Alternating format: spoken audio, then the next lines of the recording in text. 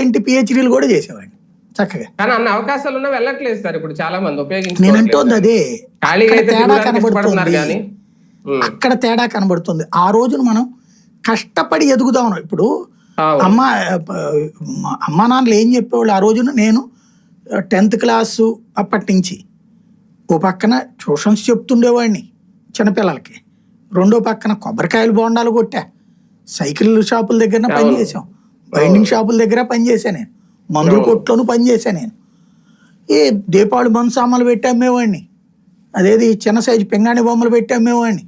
నా 10th class అప్పటి నుంచి ఏదో ఒక పని చేస్తూనే ఉన్నా. నేను ఏ సెలవులకి ఖాళీ లేను, ఏ సెలవులకి ఖాళీ లేను, ఇన్నేళ్ళు పని చేస్తూనే ఉన్నా. ఎప్పటికీ పొద్దున్నే 4ంటికి లేస్తే రాత్రి 10ంటికి పడుకుంటా.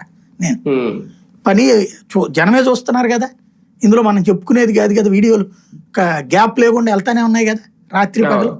అంటే ఎన్ని వాగుతున్నట్టు దగ్గర దగ్గర 181,000 వీడియోలు ఎవడో చేయలేదు ఇంతవరకు ఇండివిజువల్గా. మామూలుగా కంపెనీలుగా ఎక్కించడం వేరు, ఒక్కడమే వాగుతున్నాం. అంటే ఎంత రీసెర్చ్ చేసుకోవాలి, ఎన్ని చేసుకోవాలంటే ఇవాళ ఆ శ్రమ చేసే తత్వం లేదు.